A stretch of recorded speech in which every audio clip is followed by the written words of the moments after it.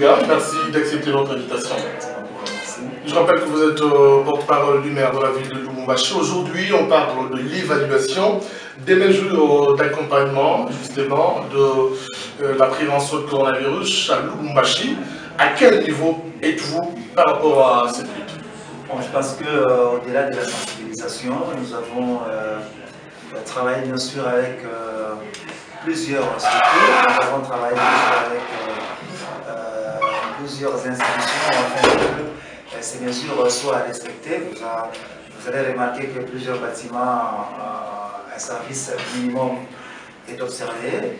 Et au-delà de ça, dans les services bien sûr appropriés, il y a le respect des gestes barrières et qui, normalement, ce sont les mesures universelles qui sont en train d'être observées au-delà de notre sensibilisation et que la conscience personnelle de chaque population doit jouer un grand rôle puisqu'il s'agit de la santé de la population. Il y a également un sujet de pointe qui avait été annoncé au niveau de la mairie de Lubumbashi, un rapport avec le transport en commun. Et il se peut que la journée, les chauffeurs, certains, respectent les mesures, mais dans la soirée, ils reprennent des anciennes habitudes, exposant même la population. Là encore, c'est la population qui ne sait pas se prendre en charge, parce que même si on mettait ces mesures-là, des checkpoints dans les différents sites, c'est juste pour donner les instructions aux chauffeurs qui ne veulent pas respecter les mesures qui sont données par l'autorité urbaine. La population, elle est appelée à sanctionner directement les chauffeurs par rapport au nombre prévu dans les taxibus et dans les IAS, voilà, et dans les taxis. Et c'est ainsi que les mesures qui sont données, ce sont les mesures qu'il faut observer d'abord. Ça commence par la conscience personnelle. Il faut que ce sens des patriotisme puisse régner dans le chef de la population afin que ces mesures soient respectées.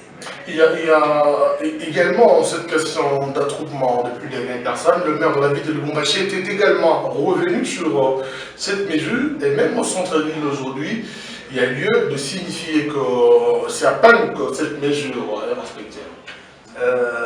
Je voulais ici signaler que Lubumbashi c'est une ville cosmopolite et le centre-ville reçoit plusieurs communes et toute la population veut que les activités puissent se dérouler au centre-ville de Lubumbashi. C'est ainsi que c'est avec beaucoup de peine que nous essayons de mettre en place certaines stratégies, mais hélas, Dieu merci, parce que les gens commencent à comprendre que la maladie elle est individuelle et ensuite elle se propage dans sa propre famille et au-delà de ça, c'est vous-même qui êtes responsable de la famille qui, par hasard, vous avez contracté ces virus dans une troupe et aussi l'amener dans sa propre maison et c'est votre propre maison qui va disparaître. Dieu merci, Lubumbashi, c'est une ville jusque-là considérée saine, mais on ne sait pas réellement les cas qui ne sont pas dénichés parce que nous sommes en Afrique où la population ne sait pas s'amener. Des fois, il y a l'automédication. L'automédication, aussi la population ne sait pas personnellement se faire dépister. C'est encore une lutte que nous sommes en train de combattre, nous sommes en train de lutter. Et voilà, c'est différent de l'Europe. Tous ces cas que vous voyez en Europe, ce sont les cas auxquels la population éveillée s'amène eux-mêmes au centre de dépistage, dans les centres hospitaliers, afin de se dépister. Quelqu'un qui a la toux, quelqu'un qui a la fièvre, il se soupçonne lui-même et puis il se dit j'y vais. Mais aujourd'hui, je suis en train de douter même le nombre que cité par les RDC par rapport au nombre des gens qui sont atteints. Mais je sais qu'il y a d'autres cas qui ne sont pas dénichés parce que les gens ne veulent pas volontairement. Ils ne veulent pas ça. C'est faire dépister. Alors, Lubumbashi, ce n'est pas seulement le centre-ville. Lubumbashi, ce sont les 7 communes qui la constituent. Et les attroupements se font régulièrement au niveau de grands marchés. Et quelles sont les dispositions qui sont prises pour aussi protéger ces gens qui fréquentent régulièrement les grands marchés de Lubumbashi? Alors, il s'est fait que les mesures ont été prises pour l'ouverture des bars, les meetings, disons les conférences, les cultes et autres. Mais les marchés semblent des endroits où la population se rencontre. Mais dans ces marchés, le maire de la ville a instruit les administrateurs pour pouvoir mettre les stratégies sanitaires d'hygiène dans chaque entrée des portes des marchés, aussi écrire les mesures, les gestes barrières, mais aussi les fontaines, les lave-mains qui sont placés partout dans chaque entrée pour que chacun qui puisse entrer dans un marché, il se lave les mains. Et au même moment, dans les rayons, bien sûr, dans les rayons de chaque marché, il y a les seaux d'eau d'hygiène qui sont placés pour que chaque personne puisse se laver les mains. Mais aussi, on a informé à chaque chef des rayons.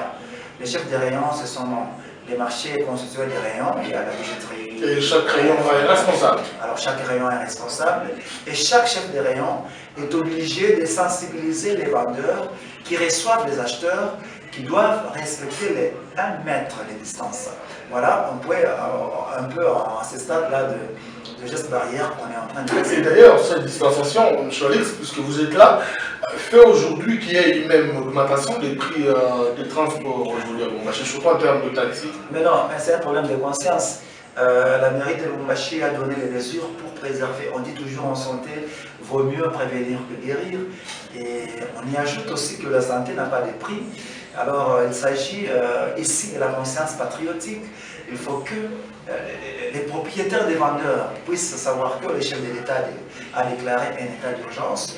Et lorsqu'on parle d'un état d'urgence, on a tendance à voir le droit de citoyens touché, hein, on porte atteinte aux droits des citoyens, et c'est à ce moment-là que toutes les mesures possibles doivent être prises afin que la santé soit mise en disponibilité des bonnes formes de chaque population. Alors, nous sommes en train d'arriver à la fin de notre entretien. Quel est le message clé que vous avez par rapport à la sensibilisation de la population sur le coronavirus? La santé n'a pas de prix, dit-on. Il s'agit ici des vies humaines, il s'agit de perte des vies humaines.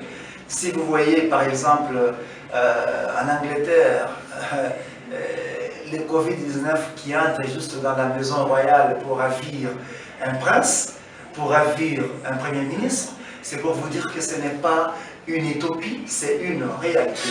Il est demandé à chaque population de Lubumbashi de pouvoir prendre au sérieux les gestes barrières, les mesures d'hygiène qui sont données par l'Organisation mondiale de la santé, les différentes appréciations sanitaires qui sont données par les autorités provinciales et urbaines, et même les autorités nationales, afin que la santé de la population soit maintenue. C'est une grâce d'ailleurs pour la RDC, une patrie qui n'a pas suffisamment d'infrastructures sanitaires normales et que Dieu a voulu que cette pandémie ne puisse pas être observée dans nos ménages.